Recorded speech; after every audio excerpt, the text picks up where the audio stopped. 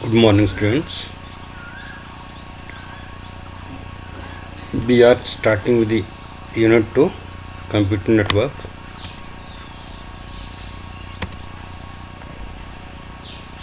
Computer Network divided by CBSE for board examination 10 marks and specify 15 periods to cover this chapter.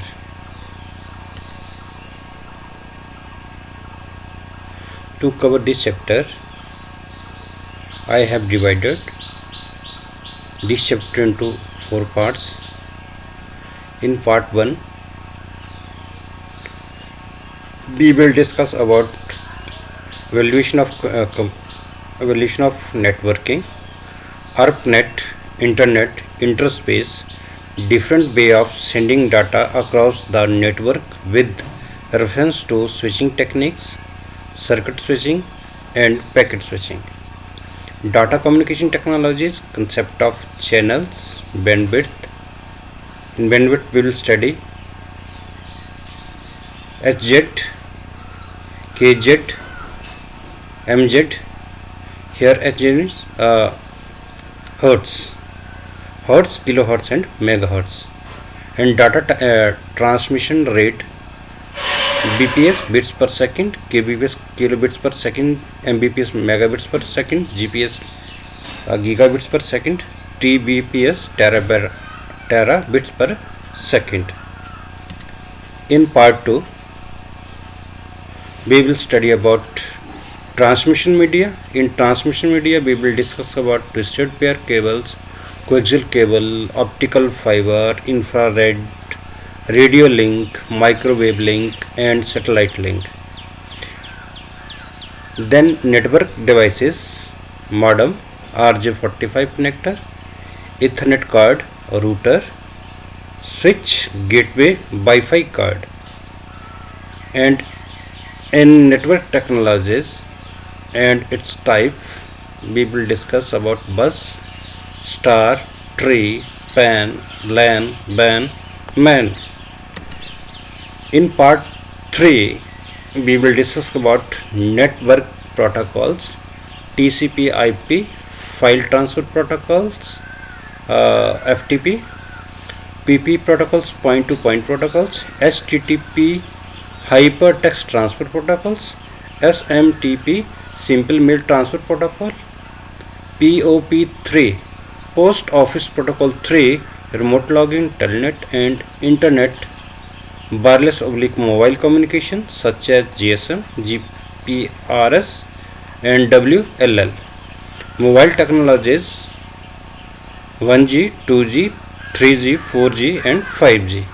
Mobile processor, electronic mail protocols such as SMTP, POP3, protocols for chat and video conferencing, BIOP, voice over internet protocol, wireless technology such as Wi-Fi and WiMAX.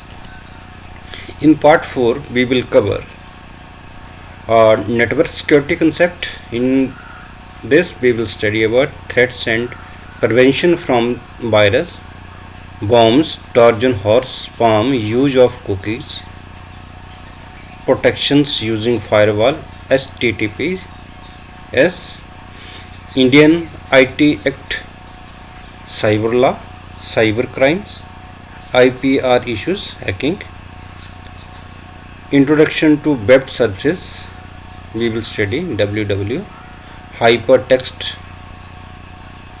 markup language, HTML, extensible markup language, XML, hypertext transfer protocols, HTTP, domain name, URL, website, web server, web browser, web hosting, web scripting, client side script, BB script, JavaScript, PHP and server side script, ASP, GSP, PHP and W.2 Web 2.0 for social networking, This is the special protocols used for social networking like your Facebook, Twitters, and so on. E-commerce payments transaction using online banking, mobile banking, payment apps and services. This is the whole topics given by the CBSE to cover this chapter. So let us start with part 1, that is computer network. Part 1. So in this we will study about evolution of networking, ARPANET. So this topic I have already explained in previous. So let us start with computer networking.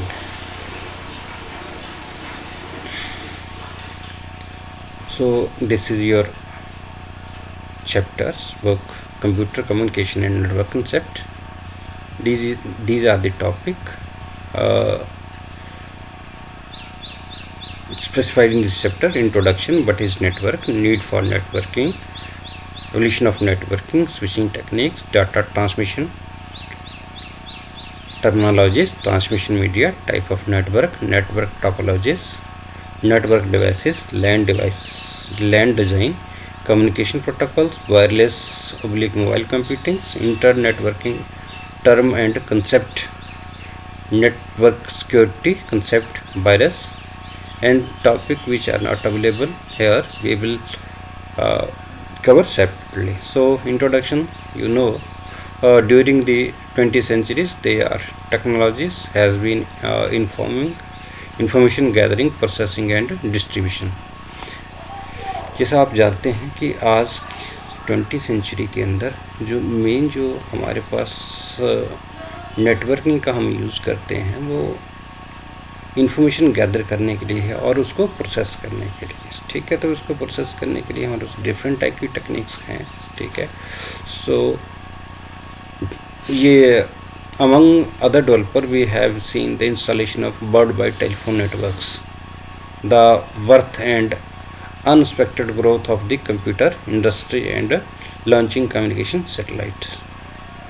सबसे जो main हम देखते हैं वो है telephone network और जो है launching of satellite communications as we have entered in 21st century.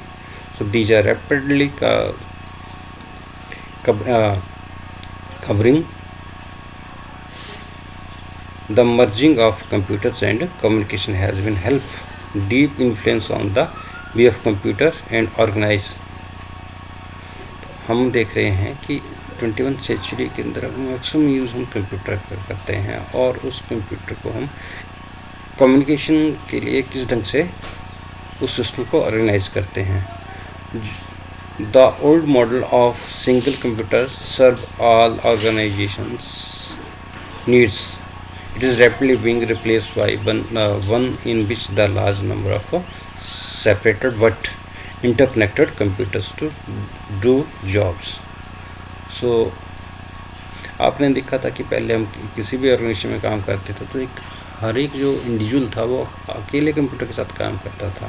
अब हम देखते हैं कि काम तो अकेला करता है लेकिन वो क्या करता है कि आपस में एक दूसरे के साथ जो कंप्यूटर होते हैं वो इंटरकनेक्ट होते हैं और वो काम करते हैं. तो इस टाइप के सिस्टम हम कहते हैं कंप्यूटर नेटवर्क. अब अगर हम बात करें यहाँ पे कि सिंपल एग्जांपल के अंदर कि किस ढंग से हम बात करते हैं, तो जैसे हम डेली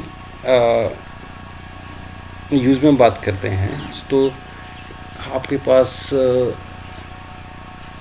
ATM मशीन्स देखी हुई है ना आपने. उसमें क्या है कि हम लोग क्या करते हैं कि इसको यूज़ करते हैं. तो ये क्या रहता है कि ये जो ATM मशीन्स हैं वो सेंट्रली कहीं किसी भी नेटवर्क के साथ आपस में कनेक्ट होते हैं, ठीक है. और उसके थ्रू हम लोग कहीं से भी कोई भी हम अपने ट्रांजेक्शन को परफॉर्म कर सकते हैं. और एग्जांपल अगर उस रेलवे बुकिंग का ले लेते हैं, बस टिकट बुकिंग ऑनलाइन हो जाती है, ठीक है. और बहुत से एग्जांपल जो आप डेली लाइफ में यूज़ करते हैं. तो जो what is computer, what is network, तो नेटवर्क हम सिंपली इसको याद रखेंगे defined as an interconnected collection of autonomous computers. यहाँ पे जो ऑटोनोमस कंप्यूटर का मतलब होगा कि जो हमारा कंप्यूटर है वो क्या होना चाहिए, सेम टाइप का होना चाहिए। और जब to computers are said to be interconnected if they are capable of exchange informations। दो कंप्यूटर को तभी हम क्या बोलेंगे, आपस में इंटरलिंक हैं अगर वो अपनी इंफॉर्मेशन को एक्सचेंज कर देंगे। तो centre to this definition is fact that computer are autonomous. So this means that no computer or network can start, stop or control another's. इसका मतलब क्या हुआ कि कोई ऐसा कंप्यूटर नेटवर्क के ऊपर नहीं है जो स्टार्ट, स्टॉप और कंट्रोल दूसरे कंप्यूटर को करते हैं। अब नीड ऑफ नेटवर्किंग क्या है कि हमें नेटवर्किंग की जरूरत क्यों है। तो सबसे पहले तो बहुत बढ़िया बात है कि नेटवर्किंग जो है कि इसके थ्रू हम बहुत से जो कॉस्ट फैक्टर को मिनिमाइज कर सकते हैं। तो मेन हमारे पास इसमें है network goals. So many organisations already substantial number of computers often located at part। For example complete ये एग्जाम्पल है हमारे पास। तो मेन जो हमारा फंक्शनिंग है इसमें ये है resource sharing. The aim is to make all the programs, data and peripherals available to any one on the network respective of the physical location of the resources and user. इसमें resource sharing में क्या है कि हम एक central location के ऊपर जो है प्रोग्राम हो, हमारे पास डाटा और पैराफिल्स, जो कोई भी उस नेटवर्क के अंदर उसको फिजिकली ना जाके उस रिसोर्स को वो उसको यूज़ कर सकते हैं। नेक्स्ट है रिलायबिलिटी। ठीक है, a file can have copy on 2 or 3 different machines, so if one of them is unavailable, hardware crashes, the other copies could be used। इसमें क्या है कि लाइबिलिटी कि जब हम काम कर रहे हैं तो जो कोई भी हम काम कर रहे हैं इसकी कोई कॉपी बनाते हैं तो हम उसको 2-3 डिफरेंट मशीन के ऊपर उसको सेव करके रखते हैं। तो उसमें क्या रहता है कि अगर कहीं हार्डवेयर क्रैश हो जाए तो उस केस में हम लोग उस फाइल को किसी दूसरी मशीन से यूज़ कर सकते हैं। तो मेनली जैसे हम बात करते हैं for military, banking, air reservations and many other application is of its great importance. ये मैंने पहले बताया, आपको एग्जांपल दिया था, बैंकिंग का एग्जांपल बताया, रिजर्वेशन का बैंक का बताया। तो यहाँ पे क्या था कि जो हमारा जो फाइल्स है वो 1-2 अलग अलग मशीनों के ऊपर रखते हैं ताकि हम उसको किसी भी टाइम के ऊपर यूज़ कर सकते हैं। देन नेक्स्ट हमारे पास cost factor. Cost factor, personal computer have a better price performance ratio can micro computers, so it is better to have a PC one per user, so with data store on one share file server machines। अब यहाँ पे एक term आती है file server machines. तो इसमें क्या रहता है कि जो डिफरेंट टाइप के सर्वर रहते हैं तो उसमें हमारे भी एक फाइल सर्वर रहता है और उस फाइल सर्वर से हम लोग क्या कर सकते हैं कि उस डाटा को शेयर करके हम कहीं भी उसको एक्सेस कर सकते हैं। तो इससे क्या होगा कि हमारे पास कॉस्ट फैक्टर क्या होगी, कम होगी। क्यों? क्योंकि हमने क्या है एक सेंट्रल लोकेशन के ऊपर क्या किया, फाइल को रख दिया एक ही बारी और उसको हम कभी भी यूज़ कर सकते हैं। देन फोर्थ पार्ट है हमारे पास communication media. So communication media में सिंपल बात है कि using network it is possible for monies working for apart to prepare financial report of the company. The changes at one end can be immediately noticed at another's and hence it speed up our cooperation among them। Communication media का मतलब क्या होगा, हमारे पास जो हम लोग क्या करते हैं कि जो जब 2 से ज़्यादा कंप्यूटर आपस में इंटरकनेक्ट होते हैं तो उनको हम इसके पर्टिकुलर कम्युनिकेशन मीडिया के साथ इंटरलिंक कर देते हैं। और वो क्या है कि हम क्या करेंगे, सेंट्रल लोकेशन के ऊपर हम एक चेंज करेंगे तो वो क्या होगा, वो सारी जितने भी उसके साथ नोड्स हैं या कंप्यूटर अटैच हैं वो वहाँ पे उसको रिफ्लेक्ट कर देगा। जैसे हमने रिपोर्ट का एग्जांपल हमने इसमें ले लिया, तो ये तो था कि कहाँ कहाँ, तो इसमें क्या होगा कि सबसे पहले जो कहाँ नीड पड़ती है हमारे पास क्या है, इसमें resource sharing, reliability, then cost factor, और उसके बाद क्या है हमारे कम्युनिकेशन मीडिया। तो ये तो था कि कहाँ कहाँ हम इसको नेटवर्किंग की जरूरत पड़ती है, ठीक है। तो नेक्स्ट है एप्लीकेशन ऑफ नेटवर्क, ये बहुत इंपॉर्टेंट है। So application of network we have a major impact of the society as a whole, but we will discuss only important ones. क्या क्या है इम्पॉर्टेंट हमारे पास?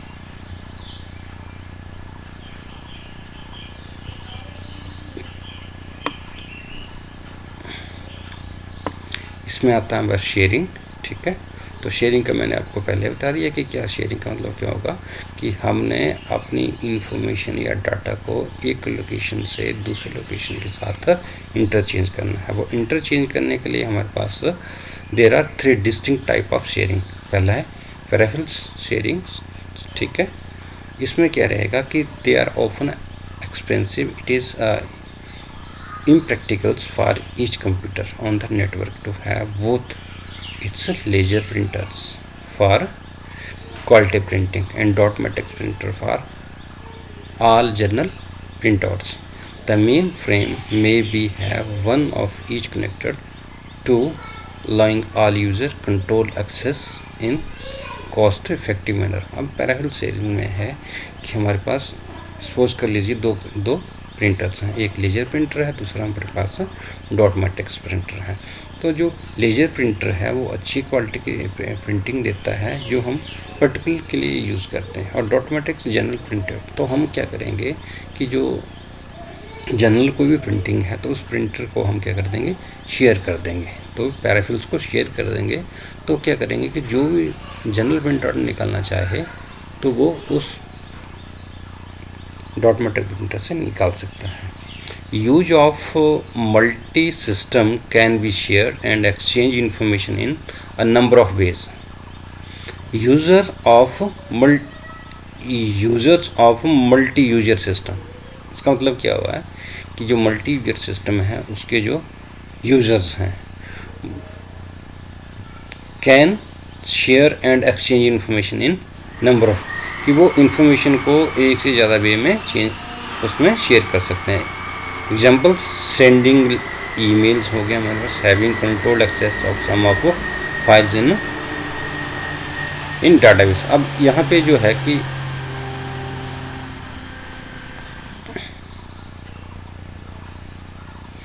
इसको समझते हैं कि ईमेल्स हमारे पास हैं, कर लेते हैं, और कुछ फाइल्स जो है वो रिस्ट्रिक्टेड हैं, ठीक है। तो उनकी एक्सेस को हम यूज़ कर लेते हैं। तो ये स्पेशली जो एक्सेसिंग का है वो हम बैंक में इसमें देख लेते हैं कि डिफरेंट टाइप के हमारे पास उसमें क्या है यूज़र रहते हैं, और पर्टिकुलर यूज़र को क्या है उस particular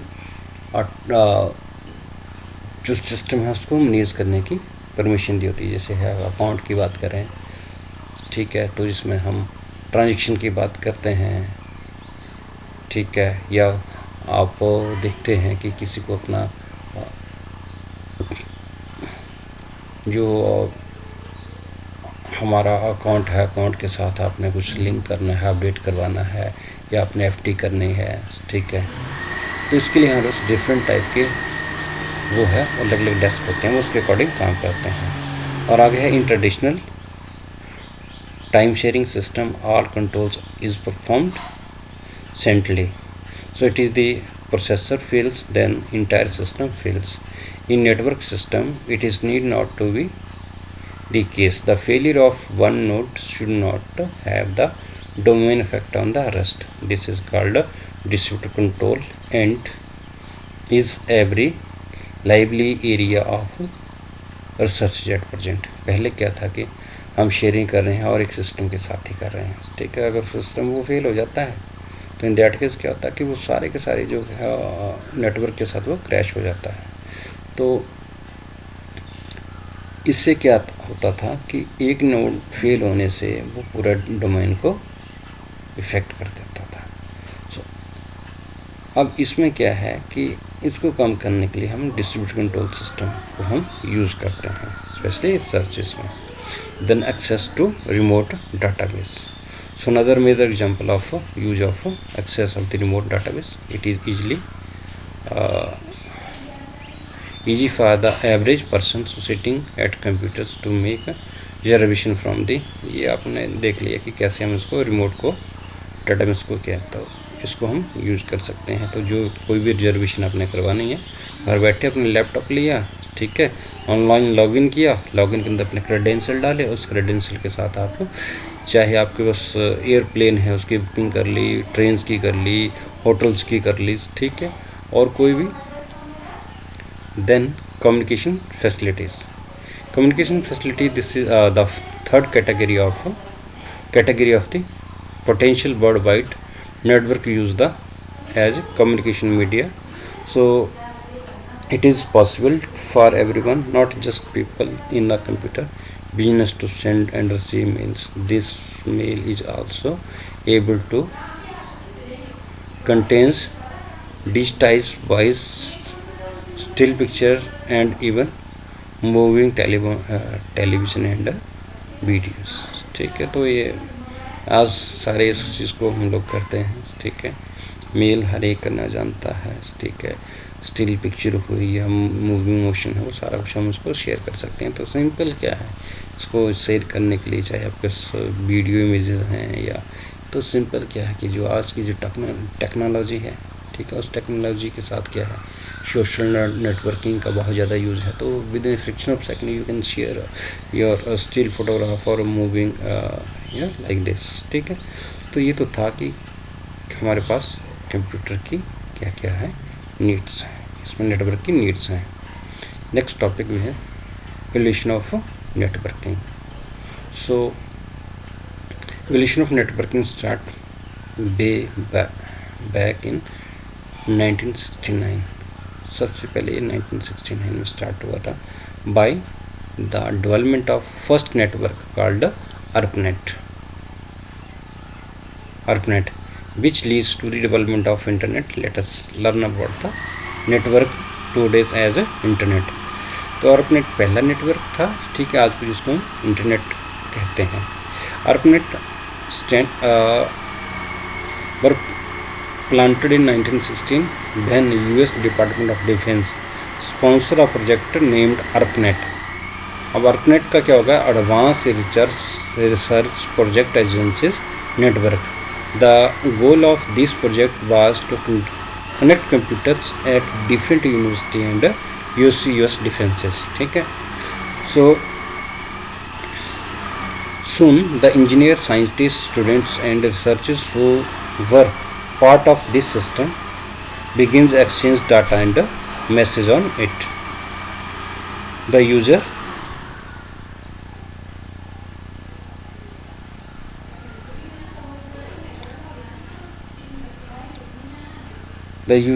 of the system here is also able to play long distance gaming and socialize with people who share their interests.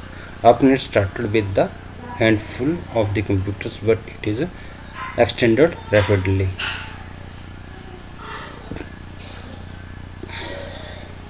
In 80s, another federal agency, National Science Foundations, created the new high capacity network called NSFNet. So National Science Foundation Network, which was more capable than ARPANET, or we can say NSF is the advanced version of ARPANET. So NSF allow only academic researches on the network and not any kind of private business on it. So many private companies built their own network, which were later interconnecting among with ARPANET and NSFNet to form internet. बाद में क्या हुआ कि ये specify हो गया कि जो ARPANET था वो हमारा स्पेशली डिफेंस और इंजीनियरिंग पर दूसरे सेक्टर के लिए यूज होना है, और जो हमारे पास NSF था, वो सिंपल एकेडमिक वर्क के लिए हो गया, तो इसमें जो भी प्राइवेट बिजनेसमैन थे उसको यूज़ नहीं कर सकते थे। तो बाद में क्या किया कि ARPANET और SNF को कंबाइन करके जो नई फॉर्म बनाई वो बनी हमारे पास internet. So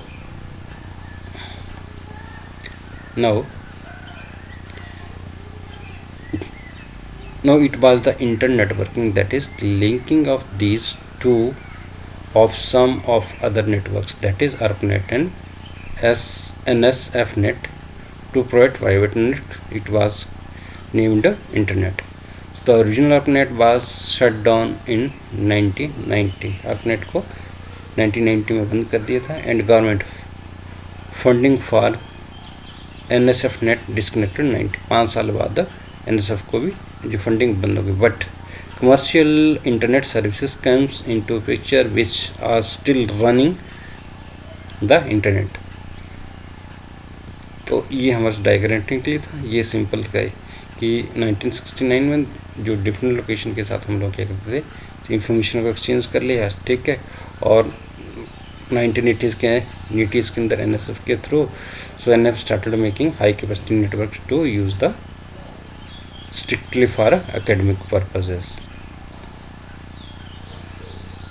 And 1990 internet, so in 90s the networking of the ARPANET, NSFNet and others private network resulted into internet. तो ये तो था evolution of internet. Then what is internet? ठीक है, so in simple words I can say, or we can say, internet is the network of network. Internet is the worldwide network of computer networks. ठीक, तो इसमें क्या है कि ये क्या है कि इसमें नेटवर्क क्या है, इंटरनेट क्या है, डिफरेंट टाइप के हमारे पास नेटवर्क है, उनकी इंटरकनेक्शन है। ठीक है, तो internet is a super network, it is connected many small network together and allow all computer to exchange information with each others. To accomplish this, all computers on the network have used the common set of rules. अब इसमें क्या है कि network के ऊपर जब भी हम डाटा को, अपनी इंफॉर्मेशन को एक्सचेंज करेंगे तो हमें स्पेसिफिक रूल को फॉलो करना पड़ेगा। ठीक है, और ये जो रूल डिफाइन किए, इन रूल्स को हम बोलते हैं प्रोटोकॉल्स। ठीक है, तो प्रोटोकॉल को साथ कैसे डिफाइन करते हैं? Protocol is set of rules to communicate over the network. तो मेनली हम लोग को जो इसके लिए जो रूल यूज़ करते हैं वो हमारे पास TCP and IP। So TCP transmission control protocols and internet protocols. अब इसमें जो है हमारे पास, अब इंटरनेट काम कैसे करता है? ठीक है, काम करने के लिए हमारे पास most of computers are connected directly by internet rather than they connect to small network, which is termed as the connected through the gateways of the gateway to the network backbones. ठीक है, so now gateway क्या है? Gateway is a device that connect the dissimilar networks. Dissimilar mean to say different type of network. तो ये different type of network we will discuss later. And backbone क्या है? Backbone is a central interconnecting structure that connect one or more network just like the trunk of the tree or a spine of human being. तो सबसे जो main role play करता है हमारे पास network में वो है बैकबोन। ठीक है, जैसे ह्यूमन बीइंग की बात करते हैं तो ह्यूमन बीइंग की बैकबोन क्या है? स्पाइन है। ठीक है, जैसे तो network just like your Trunks of the tree. तो ये सिंपल हम अंडरस्टैंड करते हैं। ठीक है, डिफरेंट टाइप के नेटवर्क हैं। ठीक है, तो ये हमारे पास एक नेटवर्क है, ये this is network 1, network 2, network 3 and network 4 and this is the backbone. Backbone means two gateways through which one or another network is interconnected with each others. So network 1 है, ये हमारे पास कौन सा है? रिंग टाइप है। दूसरा कौन सा है? स्टार है। ठीक है, ये कौन सा है? ट्री है और ये कौन सा है, बस है। तो ये डिफरेंट टाइप के इन नेटवर्क को हम आगे जाके थॉरली इनको पढ़ेंगे, ठीक है। तो ये अब देखा कि जो नेटवर्क जो 4 नेटवर्क थे वो गेटवे के साथ कनेक्ट हैं। ये तीनों जैसे हमने कहा कि डिसिमिलर जैसे ये कौन सा है, रिंग है, ये कौन सा है, स्टार है, ये कौन सा है, ट्री है और ये कौन सा है, बस। तो इन अलग अलग 4 टाइप के नेटवर्क को हम लोग क्या करेंगे, आपस में कनेक्ट करने के लिए हम गेटवे को यूज़ करेंगे। Now let us see how internet functions.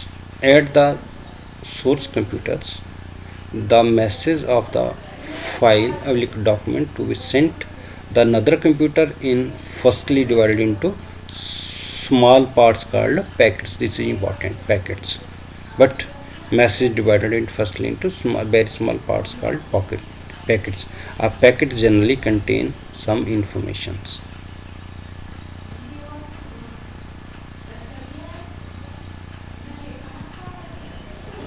Then next है कि each packet is given a number serial wise, for example 1 2 3 4. All these packet are then sent to address of the destination computers. अब यहाँ पे क्या होगा कि 2 type के computer होगा, एक सोर्स होगा, एक डेस्टिनेशन। अब सोर्स क्या होगा, जहाँ से आपने इन्फॉर्मेशन को भेजना है, और डेस्टिनेशन क्या है कि जहाँ पे आपने इन्फॉर्मेशन को पहुँचाना है, ठीक है। तो इसके लिए क्या है कि हमारे पास जो डेस्टिनेशन कंप्यूटर है उसका हमें क्या होना चाहिए, एड्रेस पता होना चाहिए। अब एड्रेस के लिए हमारे पास सिंपल हमने बात किया था कि जो हमारा नेटवर्क है वो इन्फॉर्मेशन एक्सचेंज करने के लिए कौन से प्रोटोकॉल यूज़ करता है, TCP IP, ट्रांसमिशन कंट्रोल और इंटरनेट प्रोटोकॉल्स। अब इसमें क्या होगा कि ये हमारे पास कि सोर्स कंप्यूटर और डेस्टिनेशन कंप्यूटर का हमें एड्रेस पता होना चाहिए कि हमने कौन सा मैसेज किस कंप्यूटर को भेजना है। The destination computer receive the packet in random manners, it may be even receive the packet 10 before packet 1 arrives. So if packet is garbled or lost, it is demands again. Then the packet are reassembled in order, so their number and the original message file document is obtained. तो जो packet के size के ऊपर depend करेगा कि जो packet के अंदर जो हमने डिवाइड किया है उसके अंदर कितनी इंफॉर्मेशन हमारे पास है। सो इसके बाद नेक्स्ट है कि how internet functioning. So functioning के लिए जो हमने पहले बात करी, the reason for communication is use to some set of communication, उसको बोलते हैं प्रोटोकॉल्स, ठीक है। तो communication protocol use for the TCP IP protocols, हमने बोला transmission control protocol responsible dividing files message into packet on the source computer.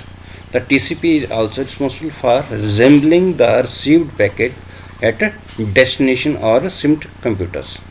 तो TCP protocols का मेन काम क्या है कि सोर्स कंप्यूटर के जो भी इंफॉर्मेशन है उसको डिवाइड करना है पैकेट्स के अंदर, ठीक है, और ये और उसको रिजेबलिंग करने की जो डेस्टिनेशन कंप्यूटर है वहाँ भी उसकी ही रिस्पॉन्सिबिलिटी रहती है। देन सेकंड है IP internet protocol, it is responsible for handling address of the destination computer. अब TCP के अंदर क्या होगा, हमारे पास एड्रेस होगा। अब TCP एड्रेस आपने देखा था कि जब भी हम नेटवर्क के ऊपर काम करते हैं तो 2 टाइप के, कौन सा है, TCP V4 और TCP V6 हमें प्रोटोकॉल्स को यूज़ कर देते हैं। सो फर्दर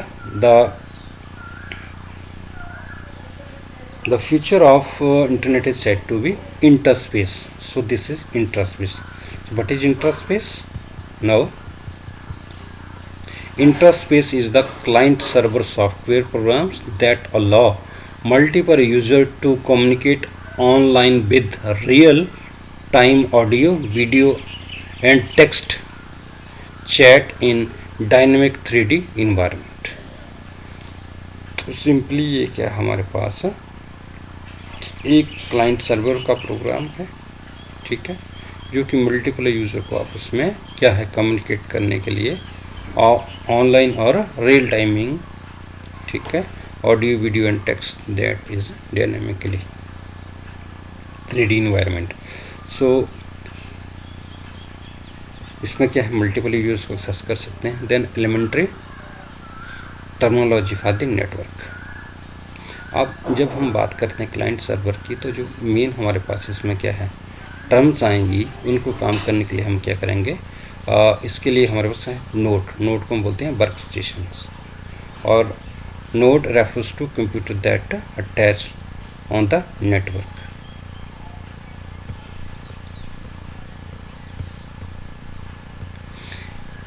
और उसको बोलते हैं हम वर्क स्टेशन। और सर्वर क्या है, on a small network sometime all the shareable stuff like file data software is stored on server. Network can have more than one server, so each server has unique name on the network and use of network identity by the its unique name। तो ये दो चीज़ें हैं, कौन सा है work station that is node और server, ठीक है। तो नोड को हम दूसरे टर्म में हम उसको क्लाइंट भी हम बोल देते हैं, ठीक है। Then type of servers, so we have two type of server, non dedicated server and dedicated servers, ठीक है। नॉन डेडिकेटेड सर्वर्स कौन से होते हैं, in small network a work station that can be double of the servers is known as non dedicated server, since it is only completely dedicated to cause of serving, such as service can facilitate the source sharing among the workstation and properly on the small scale and memory। then इसमें non dedicated में हमारे पास आता है peer to peer network. Then dedicated server है, ये हम बड़े नेटवर्क के लिए यूज़ करते हैं, ठीक है। Where computer reserve for server job and it only job to help the work station access the software and hardware sources, it does not develop the work station, such server is known as dedicated servers. तो network using such server are known as master slave network, ठीक है। तो जो हमारे dedicated servers हैं वो हमारे पास 24 hours के लिए अवेलेबल रहते हैं, ठीक है। सो इसमें जो अगर हमने फाइल रिलेटेड कोई काम रिक्वेस्ट देनी है, ठीक है, तो हमारा फाइल सर्वर काम करता है। अगर हमने प्रिंटर से रिगार्डिंग करना है तो वो क्या है प्रिंटर सर्वर काम करेगा। इसी ढंग से modem server printer server takes the printing requirement of the number of work station and modem server help group of the network using the use of transmission in long distance. Then next हमारे पास है इसमें network interface unit NIU। So NIU हमारे पास है unit is the interpreter that help the establish communication between server and work station. अब server और work station में जो क्या है हमारे पास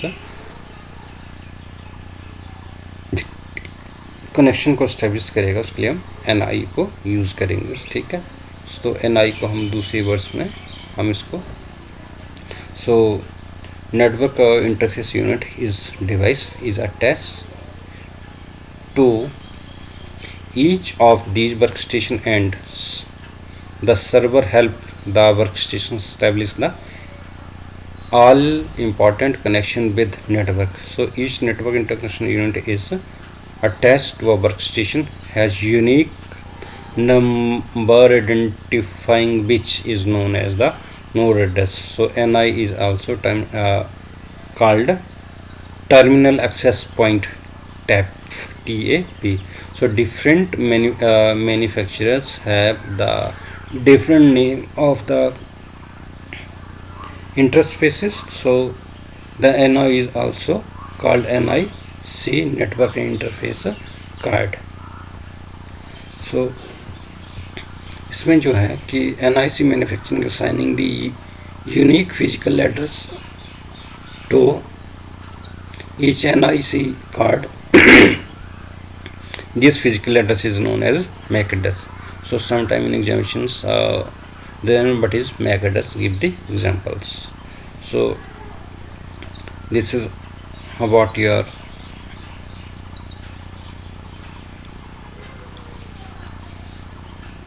networks. Then next we are using the switching techniques. Now switching techniques simply to understand. So one of the major purpose of use of network is the sharing of transfer of data and information. So how the data will be transmitted. So for this we can use the different type of switching techniques. So different types of switching techniques are employed to provide communication between two computers. So these are circuit switching, message switching, and packet switching. So we can say we have three techniques through which we can communicate one computer with other computers. Circuit switching है, message switching और packet switching. So let us explain one by one. So first is circuit switching. Now circuit switching techniques are used for transmitting data across network. So three switching techniques. Simple switching is a technique used for transmitting data across the network. So first we have your circuit switching. अब circuit switching क्या होता है कि in these techniques first complete physical connection between two computers is established, then their transmitted from the source computer to destination computer. Circuit switching का main काम क्या है कि ये फिजिकल कनेक्शन दो कंप्यूटर के बीच में एस्टेब्लिश करती है और तब डाटा को ट्रांसमिट करती है source computer to destination computer. That is when a computer place a telephone call, the switching equipment within the telephone system seeks out a physical copper path all the way from sender telephone to receiver telephone. The important property of switching techniques is to set up end-to-end path between computer before any data can send. Simple words में है कि circuit switching क्या करेगा कि end to end path establish करेगा, जिसको हम connection बोलते हैं, बिटवीन बिफोर डाटा सेंड करने से पहले दो कंप्यूटर के बीच में कनेक्शन एस्टेब्लिश करेगा. देन नेक्स्ट है हमारे पास message switching. So in this switching techniques the source computer send data on और द मैसेज टू डाटा और message to switching office first which store the data in buffer. अब इसको समझने के लिए मैसेज स्विचिंग के लिए क्या रहेगा, जो सोर्स कंप्यूटर है वो सेंड करता है message to switching office first. सबसे पहले वो स्विचिंग ऑफिस को वो डाटा और मैसेज भेजेगा, ठीक है, जो कि उस मैसेज को डाटा को बफर के अंदर उसमें स्टोर करेगा. So it is then for free link to another switching office and then send data to office to this office. और फिर से ये क्या करेगा, जब उसको फ्री लिंक मिलेगा तो वो दूसरे स्विचिंग ऑफिस में भेजेगा और फिर से सेंड करेगा डाटा को उस ऑफिस के अंदर. This process of continued until data are delivered to destination. क्या होगा कि ये प्रोसेस चलती रहेगी जब तक कि हमारा जो डाटा डेस्टिनेशन कंप्यूटर के अंदर डिलीवर नहीं हो जाता है. सो इस working principle is known as store and forward.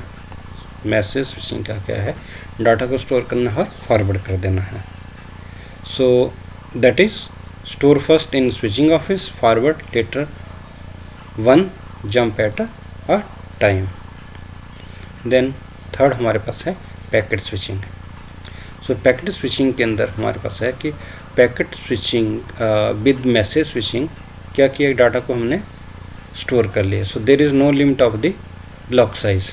In context the packet switching place the tight upper limit on the block size. A fixed size packet which can be transmit across the network is specified. इसमें क्या करेगा कि उसमें क्या कोई restriction नहीं थी, लेकिन पैकेट स्विचिंग के अंदर क्या है कि वो tight upper limits on a block size, जो उसका ब्लॉक साइज है उसके अंदर उसको है टाइटली पैक कर देगा, जिसका कि फिक्स साइज होगा. Which can be transmitted across the network is specified. Another point of its difference from the message switching is that packet are stored in one on the disk. Message switching, whereas in packet switching all the packets are fixed size and stored in the memory. So this improve the performance of the access time, that is time taken to access a data packets is required. So thus the throughputs measure of performance of the network improve. तो इससे क्या होता है, network की performance हम को improve कर लेते हैं हम लोग. नेक्स्ट है हमारे पास आज का हम जो लास्ट टॉपिक है वो डाटा कम्युनिकेशन टर्मिनोलॉजीज के अंदर सबसे data channels. So data channel is the medium use to carry information और data from one point to another. Data channel का मतलब क्या है कि मीडियम है, ठीक है, किसको, डाटा को कैरी करने के लिए एक पॉइंट से दूसरे पॉइंट के लिए. नेक्स्ट है word. It is the unit of measurement of information carrying capacity of the communication channel, कि कितनी कैपेसिटी में डाटा आपका जा रहा है उसको मेजर करेगा. Words is with the BPS, bits per second, ठीक है. Another unit of measuring data transfer rate. Then what is bps, bits per second? It refers to the data measures. It is generally used for the measuring speed of information through a high speed phones lines or modems, ठीक है. by bits per second are denoted bps. Notice that b is a capital and small, that is bps. So b stand for bits per second. The rate of thousands bits per second is known as kilobits per second and small k in kbps. Then a rate of 1000 bytes per second denoted by the kbps, kilobits per second. Then here notice the case capitals capacity. Then we have here a rate of million bits per second denoted by the mbps, megabits per second. So the rate of a million bytes per second denoted by the mbps. The m is a in million bits per second. Then what is bandwidth? So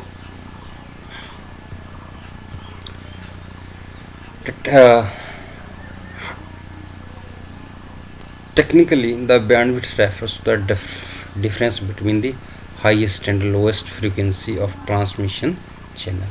bandwidth को कैसे समझेंगे कि जो हमारे पास high और lowest frequency है transmission channel की उसको हम बोलते हैं बैंडविड्थ. और in another words bandwidth refers to the width of allocation bands or frequency or channels. So generally speaking about the bandwidth directly proportional to the amount of data transmitted or received per unit time. तो ये रहेगा, ठीक है। So in digital system bandwidth data speed is bits per second bps. So then the modem that works at 57,600 bits per second, that twice the bandwidth of the modern network is 28,800 bits per second. So in along the system bandwidth defined as the difference between the highest frequency signals and lowest frequency signals. तो bandwidth को कैसे समझेंगे कि जो हमारे पास high frequency के signal हैं कि कंपोनेंट हैं और लो फ्रीक्वेंसी सिग्नल के कंपोनेंट हैं, उनके बीच का ये डिफरेंस को मेयर करेंगे। सो फ्रीक्वेंसी मेयर द साइकिल पर सेकेंड, दैट इज हर्ट्स। सो क्या बोलते हैं, हर्ट्स। तो type of voice signals that has bandwidth approximately 3 kilohertz along with the television's broadcast. Video signal has bandwidth 6 megahertz, some 2000 times wide as the voice. तो ये जो हमारे पास जो 6 मेगाहर्ट्ज की जो बैंडविड्थ है वो 2000 टाइम्स ज़्यादा है वॉइस सिग्नल से। 1 kilo hertz represent the 1000 of cycle per second, megahertz represent the 1000 kilohertz, and gigahertz represent the 1000 megahertz, and terahertz represent the 1000 gigahertz. Then data transfer rates represent the amount of data refers as per second by the communication channels or a computing storage. So data rate is measured in this unit, bits per second, byte per seconds, words when applied on the data with the multiplier prefix kilo, mega, giga, etc. and their abbreviation K, capital M, G. So always denoted the power 1000. For example, 64 kilobits means 64,000 bits per seconds. So ये तो रहेगा हमारे पास किस ढंग से data का हमारे पास transfer होता है। Then transmission media we will cover in network part 2. So thank you. This is all for today.